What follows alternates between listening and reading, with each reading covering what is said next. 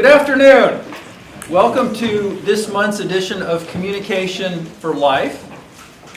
And this is some of you may know, some of you may not know, this is a monthly program that we do during the school year for the Communication Studies Department.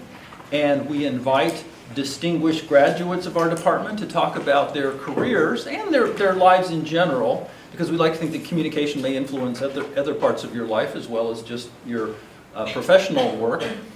And our guest this month is the Alumnus of the Month for our department, Jamarcus Gaston. Jamarcus is an anchor and producer at WSPA Channel 7 in Spartanburg, so you can watch him. You turn on the TV and put in a plug there for Scene on 7. He appears on Scene on 7, and he also appears on occasionally on some other programs. Your Carolina in the Morning. Your Carolina in the Morning, okay. I was like, where's that coming from? Yeah. Wow. No wonder they put you on. I know, like, wow, that voice. Yeah. Yeah. So the format is that we will do sort of a Q&A with Jamarcus, and we will certainly open it up to questions from you guys. This is only a half-hour program, so make your questions count. Take advantage of everything. So Jamarcus, I guess the first question, not even necessarily a question, but could you just tell us about your first few years out of Furman and how you got into the television industry?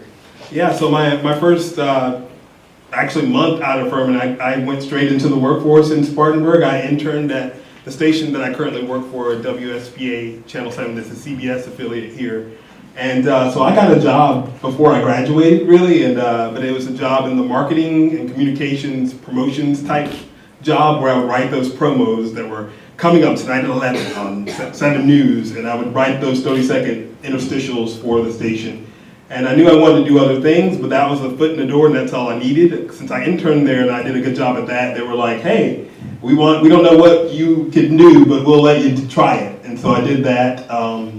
I started working for a show that had just gotten created because that was during the recession when they were cutting jobs and creating local programming to take over the spots where the paid syndicated programs would go. We didn't want to pay for syndication. We wanted to save some money and save some jobs. So they created a show called Scene on 7 where it was all about lifestyle and features and fun things, the good news, but they didn't really have any reporters to do that story and do stories for that. So it was just an anchor that would stand there and toss to these national stories that we'd have that would be things that you would see at any market, LA, Chicago, all those places. So there was no local content. So I knew at Furman I had done, broadcast journalism. I had played around with the cameras. I knew how to shoot. I knew how to edit and all that stuff. So I said, hey, I have nothing to lose. So I started a series called Cool Jobs, where I would go and interview people that had cool jobs, mostly because I wanted to do the cool jobs, like helicopter pilot and all these things. So I started a series and I did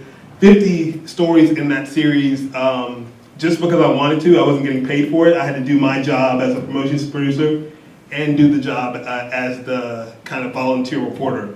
A couple years after doing that, of just no sleep basically, because I went into work in the morning and didn't come back until like the next morning. I don't advise that. It's kind of an interesting lifestyle. But a couple years later, the general manager brought me in and he said, hey, you've been doing these stories, now people expect to see you, so I guess we got to pay you for it. And so I was asked to be the first digital journalist for Scene on 7. So every day I would go out with my camera, set up my stories, interview the guests, come back, edit it, and usually the turnaround time would be from, I would get in at 8 o'clock and my story would have to be filed by 12:30 in the afternoon. So it was a very quick interview cutting time. And it would air that night at 7:30 because the show was pre-taped. A couple of years later of doing that, co-host left, another job came open on the CW network where it was an anchor job and a producer job. I had never really produced anything in my life, but I was like, hey, I'm filling in for the show. And so after a long period of research and development and focus groups and all that stuff, they were like, hey, looks like you're the one they want. So I took on the job of a show called Carolina Now, and since I had a marketing background, I decided to change the name of that show and come up with a brand. The show was called Studio 62. We renamed it and came up with a brand which was food, music, arts, and all things local. And really, I booked my guests every day of the week, 5 days a week, and produced that content. I was also the host of the show and handled the digital content for that show as well, for websites and all that stuff. So I did that for about 4.5 years. The show ended in March of last year, and there was no reasons given for ending it. They canceled the show and they promoted me to be the co-host of a nighttime magazine show at 7:30, the same one that I started on originally as the co-host, and I also co-produced that show. So that's where we are today. Okay. So lots of work, but lots of work, yeah. And talk about another part of your work that I evidently you spend a lot of time on, and that is social media.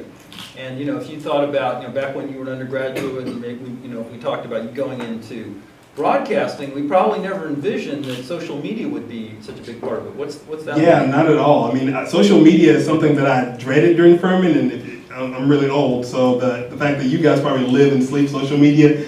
We didn't have Snapchat back then, so we weren't on social media all day. I was the person that my friends were on Facebook, and I didn't until I got a job in the media, and they were like, "Do you have a social media, you have a Facebook page?" And so I started it, and now people could never believe that I didn't have it because I use it so much. But yeah, social media is a part of what I do on a daily basis. I mean, not only can you talk about what's coming up on the show tonight, people want to know, have a window inside of your daily life, and that's a part of your brand on air and off air. So they want it to match, and they wanted there to be some authenticity in the way that you appear on the air. They don't want to see a totally different person at 7:30 or 10 o'clock in the morning, whatever time I'm on the air. So social media plays a big role in what we do, and it's also a good way that we aggregate content, because if I'm on Instagram and it's a visual medium and I'm trying to book guests that are visual, then sometimes something will pop up on Instagram that's interesting to me or intriguing to me and forces me to ask some additional questions about maybe this is a good guest for our show, or looking at what they've done on social media and saying that maybe that's not a good guest for my show. So it goes both ways. Jamarcus, one of the things I am proudest of during my tenure teaching broadcast journalism at Furman was the fact that you and a student named Laura Dory and a few other students were part of what was then called the Murrow Society. It's the Paladin Network now.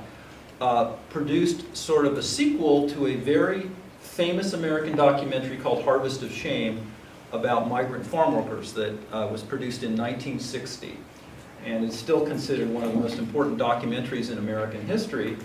And you and Laura and some others produced a follow-up to that, really looking into the lives of farm workers now in the Southeast, migrants. And so I was just so impressed by that, the amount of dedication and idealism you guys showed on that. But, talk about that, and, what else you did sort of to prepare yourself while you were here, kind of hands-on journalism stuff that might have helped you later. And Dr. Armstrong should know that he's a very integral part of that success, because he was the first one that told me, "Wow, your voice is good. You did that was great." I was like, "Really, really?" He's like, "No, if you wanted to have a career in that, you can go for it." So I thank you for that encouragement. It meant all the difference.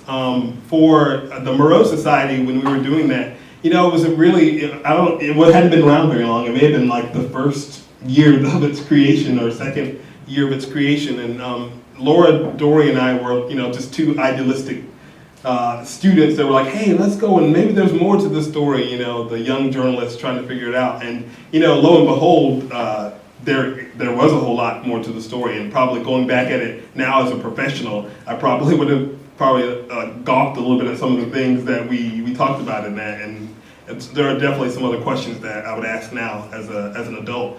But it really did prepare us, because going out and interviewing and getting sources to try to figure out how we could talk to migrant farm workers, and then getting people that were fluent in Spanish to kind of translate, and then sitting down and going through hours of tape to kind of see what they were saying, and making sure that what they were intending to say came out the same way, because it could have gotten lost in translation, and what that means ethically for the story.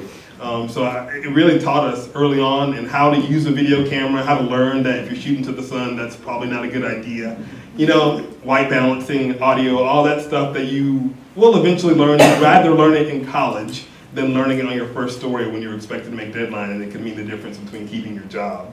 That was a very hands-on experience that I was really glad that I had at Furman, because otherwise I would not have been able to have the opportunities, because TV is about opportunity, just like any job. If people want to spend as little money as they can to keep the ship rolling. And so when they were looking to save money, they didn't really care how old you were. If you were a 23, 22-year-old kid out of college, if you can do the same amount of work or more than the person sitting next to you that's 40 or 50 and they don't have to pay as much money for it, they'll listen. So, but you have to be good at what you do, and you have to at least be willing to say, I'm not the best at it, but I'm going to work at it until I'm better than I am today. And so, and if you're not ready for that opportunity, if you're not ready to take that step when they need you, I mean, when I was an intern at WSPA, we had an opportunity where we were doing a live shot in the middle of the mall, and we were showing people how fast your car could be stripped down for parts, and we were going to bring in these people that would would strip it down in the middle of the mall, live television. And then the mall called us like 2 hours before the shoot to let us know that we couldn't have the cars in the mall because the floors, and they didn't want the cars to damage the floors. So I was the intern that was kind of working on that project, and they're like, we can't do the shoot. And I was like, wait, what if we call every carpet company in the upstate and I go pick it up? And they're like, can you do it? And so I got on every phone I had and called every carpet company and got the maintenance guy downstairs and said, can we go pick up this carpet? They have tons of like scrap carpet. Can we do it? And so, because of that hustle, like we were able to do that shoot in the mall without destroying the floors in the mall. And my news director at that time was like, I don't know how you did it, but she was the one that was going to hire me when I came back asking for a job, and she remembered that instance. So it's like all about being ready, and we have so many interns that come in that just really want to sit there and they're like, I want to be on camera. I'm like, well, everybody wants to be on camera, but do you want to be the one that pulls the cable before you're able to be on camera? And that's really because TV is not really glamorous in the beginning parts of it. And even when you're doing, even today, I had to edit a package while, in between my lunch break when I was getting ready to go on the air. And, at this level, people were like, well, that's surprising that you still do it. It's not rather I didn't have to, I chose to do it because it makes you a more valuable team member, so.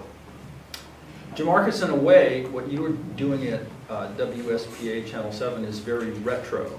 And what I mean by that is if you go back to the very early days of television, it was all local live material. And it seems, at least at some stations, local content is really actually booming, despite all the things that are available over cable and at a national level and international level. Why are you guys doing so much local?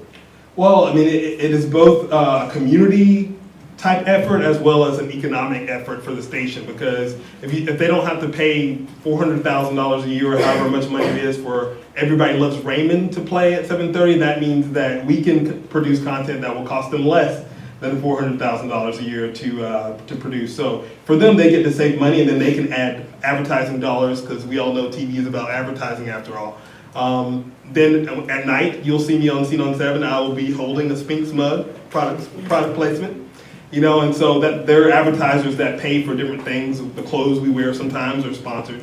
And so that gets into, a different type of element. Of course, with journalism, they don't do all that type of thing. With traditional journalism at a newscast, they don't necessarily do the product placement, things like that. But with these lifestyle shows where it blurs the lines between, what's an infomercial, right? It's informative, but at the same time, it's a commercial for a company that could have paid for that spot. So stations are doing it from a monetary reward value, but also from a standpoint of you want people to think this station is really invested in the community, and that they're, we have a studio downtown Greenville. So the fact that people walk by that station every day and see that we have, a local dance troupe or Girl Scout cookies or whatever it is, it sends that message.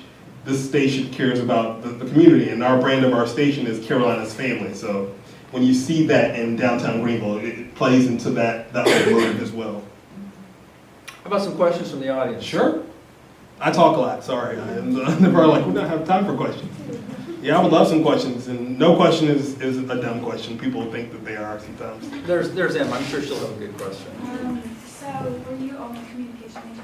Or did you have another? I was a communication studies music major, yeah.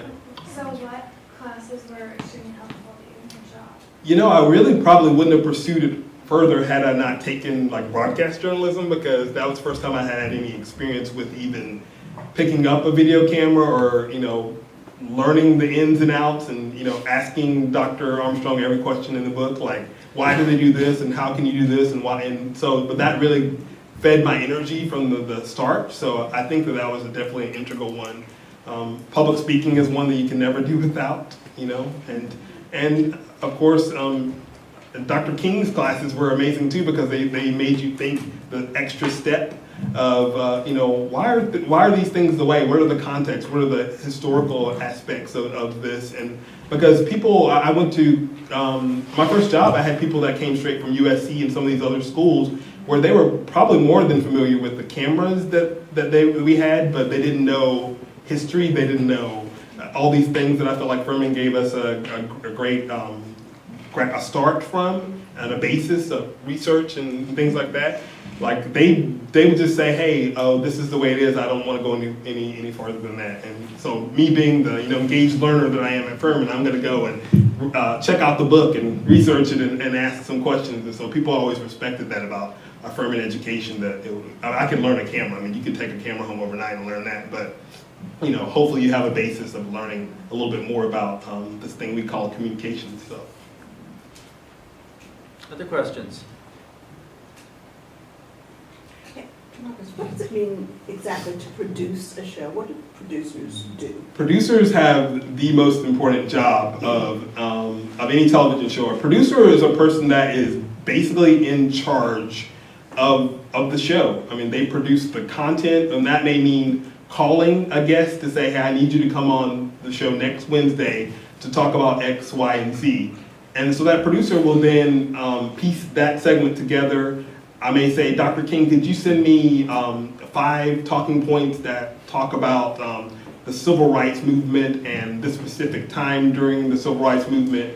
And then could you send me another guest that you would bring with you? So that producer, really, their job is to make sure that that day's show has all the elements it needs to go on the air and that all the bases are covered. And then they're also in charge of physically putting that material into what we call a rundown, the kind of the front to end book that kind of tells the story of the newscast. So over the weekend I was in Charleston and I had my laptop with me, so I opened it up and I was working on today's rundown because I produced tonight's show because the executive producer is on vacation.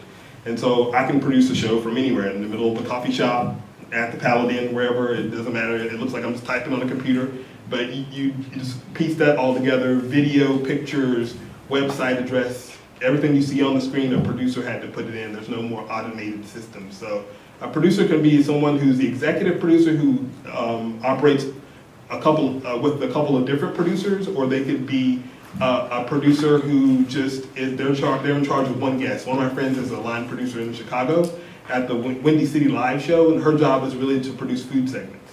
And so she will report to a boss who says, I have a guest today, and then you present it to the boss, and they're like, I'm not interested in that part, but I want this, that, and the other. So producers are a great part of a newsroom or any show, and if you're getting in it at your first job, the chances are you will probably be a producer, because there are more jobs in that than there are on-air jobs straight out of college.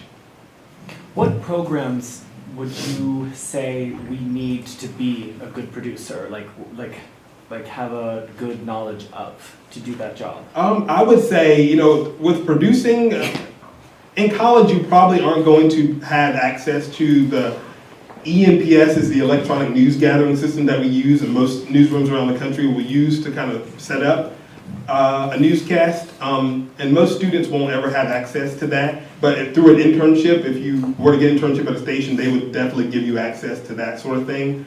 Other than that, I would say, books on writing for television, and just watching a lot of TV too. If you watch a lot of TV news, you can kind of listen to the formula, because we write for the voice and not for the print and for the eye, because you want it just to be conversational. So maybe things that people that write for a living would probably be shocked to hear. It's just something that you talk, because I'm trying to appeal to people that are sitting at home on their couches. Other than that, I would just say the electronic news gathering stuff will kind of come, but for computer programs with editing, Edius, I think we use Premiere Pro, Adobe, stuff like that. Even iMovie. As long as you're familiar with nonlinear editing and any system, you'll learn it. I mean, it was not the same system that I learned here at Furman, but as soon as I got in there and spent a couple hours like playing around with it, dragging video to a timeline, playing with audio and video and all that stuff, you'll learn that no problem. But I said the best thing that you can do is just be aware of how television works and just watch newscasts so you can familiar with things, whether it's an over-the-shoulder graphic, a super or lower third, and all that stuff. So you're kind of familiar with it, so you don't go into it totally unaware. How do you determine from all the information that you gather what is worth talking about and what is not?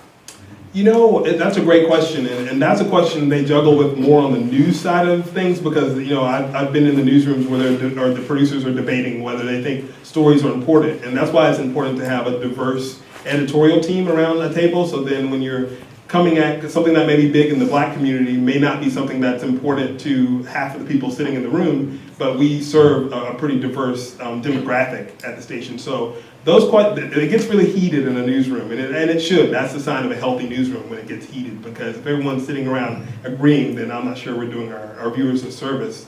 So I think, there's a team that decides, but everyone has a voice, so you get to bring it up and it gets debated. On my side of things, we have a brand for the show, so if the show is food, music, and art and local things, then that kind of gives us an umbrella in which to kind of pick and choose things that fit the brand. So, ours is a little bit more fluffy, I would say, just because, the newscast is not going to have puppies on their show, but my show would have puppies on the show.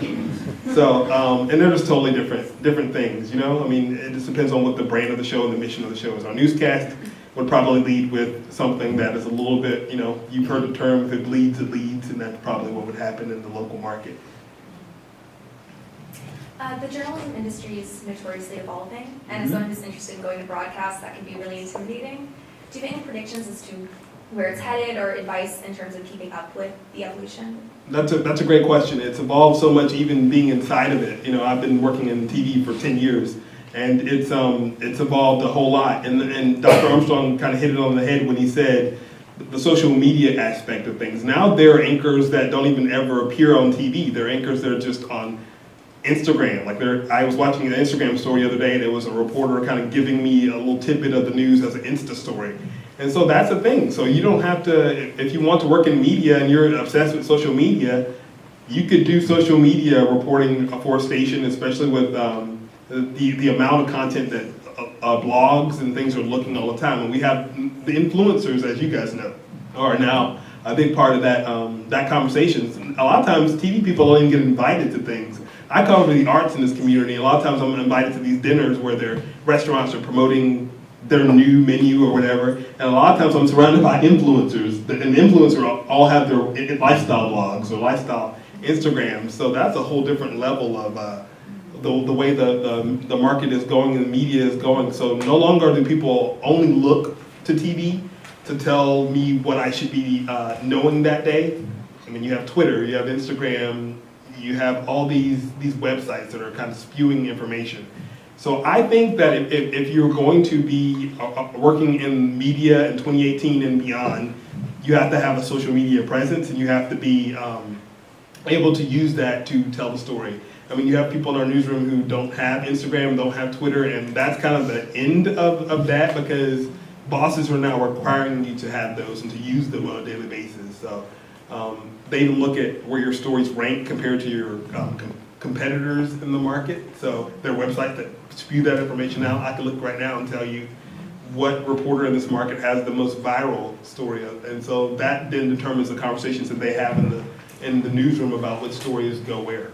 And so I can't make any predictions, only to say that social media and the traditional form of television, sitting there watching a newscast, is probably on the way out, I would say. So it's going to be interesting to see how, whether it be robots giving the news or I'm interested to see. As long as there aren't robot professors. Exactly. Yeah. No robotic professors at all. Yeah.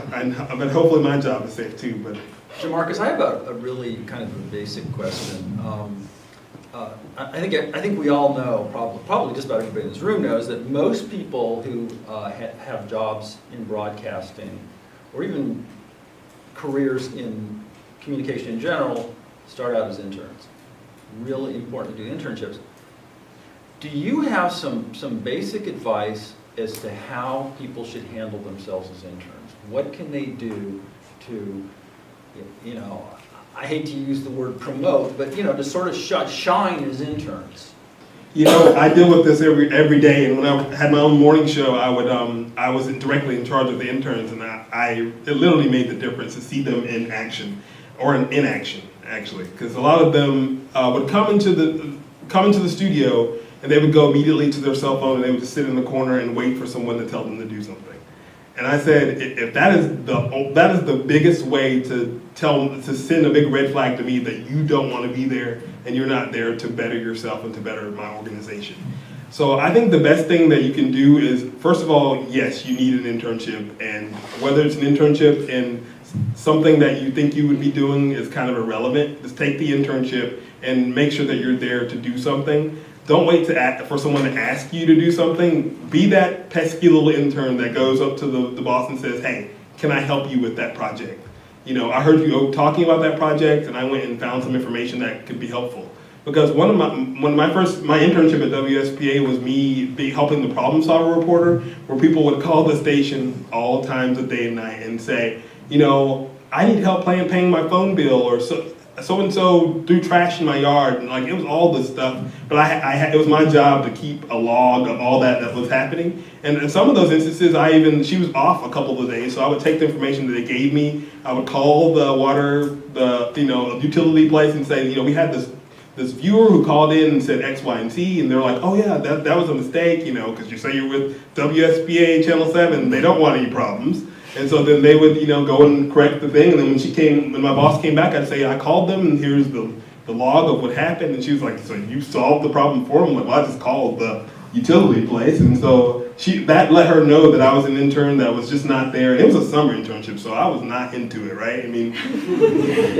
But I didn't have any classes. It was just the internship. But it was a great opportunity to really, it made the difference between them offering me a job or them just saying, you're just like every other intern. And I've seen some really lazy interns that when they leave, everyone says, yeah, we won't be inviting them back. Because TV is one of those luring businesses that everyone wants to walk in day one and be Anderson Cooper or Robin Meade. And that's not going to happen in most situations. But I'm not saying it won't happen, because the crazier things have happened. There is an anchor that, got a job in Miami, her first job. That is possible if you're that good. And I hope that some of you are. But you definitely need an internship to kind of start a baseline of hard work and letting them know. And please show up wearing appropriate clothing, because we have people that show up that look like they're going to the club, and that's not appropriate for a television station or any job for that matter. So I think just being a professional from day one, every hour and second that you're there, and it really sets the tone for the type of person that you'll be as an employee. Work harder than the employees around you. You will see the people that are a little lazy. And that's your opportunity, that's your window to kind of work a little harder. So definitely do that.